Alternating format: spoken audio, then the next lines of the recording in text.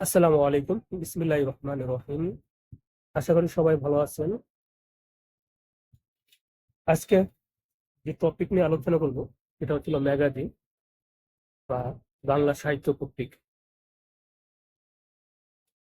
আমাদের বর্তমান পাঠক সমাজ একেবারে নিম্ন দিকে। পাঠক তৈরি হচ্ছে না নতুন কোনো পাঠক।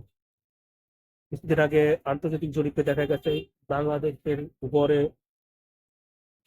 পৌনে 3টে বই পড়ে, এটা একেবারে সর্বনিম্ন।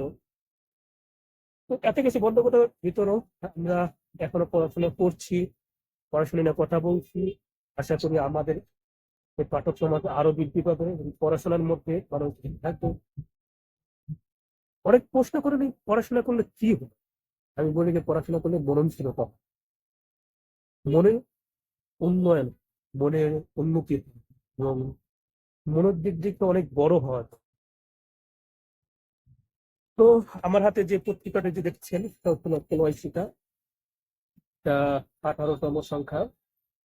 এবং ম্যাগাজিন কেন গুরুত্বপূর্ণ? ম্যাগাজিন গুরুত্বপূর্ণ নতুন পাঠক তৈরি করার জন্য, নতুন সাহিত্য তৈরি করার জন্য, নতুন সৃজনশীল মানুষ তৈরি করার জন্য। যেটা আমরা জানতাম আগে, আমরা দেখেছি বৈদ্যুতিক দর্শন কবিতা ম্যাগাজিন, সাহিত্যিক লেখা, এবং পরবর্তীতে বিচিত্রা, পরবর্তীতে আরো পত্রিকা এখনো যারা অনেক দিন ধরে রাখছে, সেসব পত্রিকাগুলো অনেক পাঠক তৈরি করছেন, অনেক সাহিত্য তৈরি করছেন, অনেক লেখক তৈরি করছেন। এর একটা ঐতিহাসিক গুরুত্ব আছে এবং ঐতিহাসিক প্রয়োজনও আছে। বর্তমান সাহিত্য পত্রিকা একেবারে নাই, এবং যাই আছে সব ভাই ব্রাদার সংকলন। মানে যারা নিজেদের গণ্ডির ভিতরে থাকে, যারা নিজেরা নিজেদের লেখা লিখে, নিজেরা নিজেদের পিঠ চাপড়ায়। এই এই যে একটা ভাব, এই ভাব থেকে বেরোতে হবে। নিজেরা নিজেরা লিখবেন, অবশ্যই লিখবেন। তবে যারা নতুন সাহিত্যিক আছে, নতুন লেখক আছে, যারা নতুন একেবারে লিখিয়ে আছে, যারা নতুন লিখতেছেন, তাদেরকে লেখাগুলো ছাপাবেন, তাদেরকে কাছে টানবেন, তাদের লেখা নিয়ে সমালোচনা করবেন। তো আজকে যে পলয় শিখা 18তম সংখ্যা, অসাধারণ একটা সংখ্যা হয়েছে।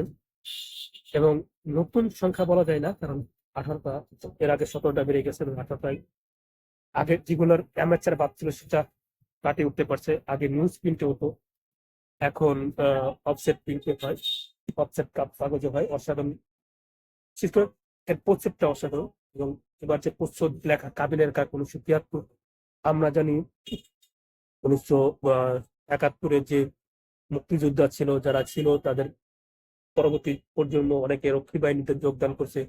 এবং রক্ষী বাহিনীর যে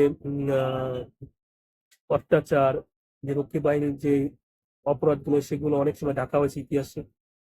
সেই 1973-এর 3টে ঘটনার উপরে প্রবন্ধ লেখা কাবিলের কাক 1973, তার এবারকার প্রচ্ছদ পলয় শিখার। এবং পলয় শিখার এবারকার যে আয়োজন, সেই আয়োজনটা খুব অসাধারণ লাগছে। অন্যতম লাগছে একটা পর্যালোচনা আছে, যেটাকে ওরা নতুন নাম দিচ্ছে পর্যালোচনা। পর্যালোচনা প্লাস গবেষণা মিলে পর্যালোচনা। এবং মঞ্জুর আহমদের অসাধারণ একটা লেখা আছে, বাংলা ভাষা উৎস পশ্চিমে চলে গেছে।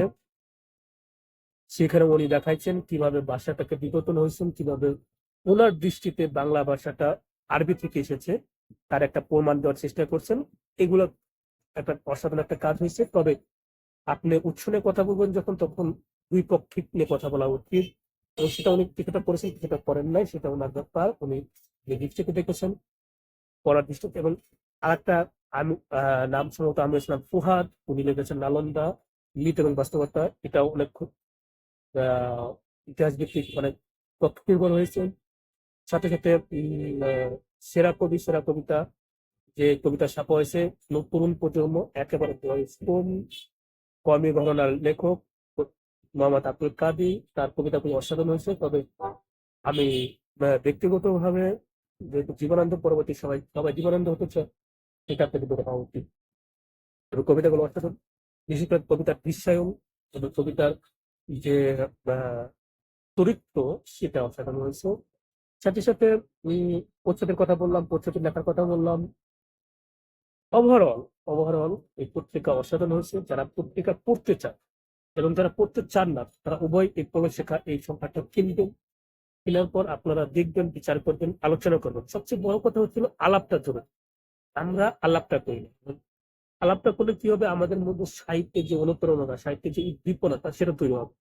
এবং সাহিত্য নিয়ে কথা বলা যায়। আমরা যদি কথা বলি না, এটাও আমাদের একটা রোগ। আমরা চাই আগেকার মতো বইটা আড্ডা যদি সম্ভব না হয়, তাহলে অনলাইনের আড্ডাগুলো হোক এবং সাহিত্য আড্ডাগুলো হোক, ভাই ব্রাদার সংকলন থেকে আমরা বের হই, এগুলো বের হতে হবে।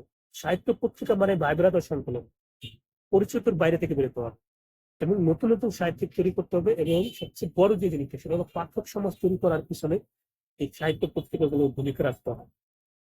অনেক অনেক সমস্যা আছে, সাহিত্য পত্রিকা করতে গিয়ে অনেক সমস্যার মধ্যে, অনেক বাধার মধ্যে থাকতে হয়।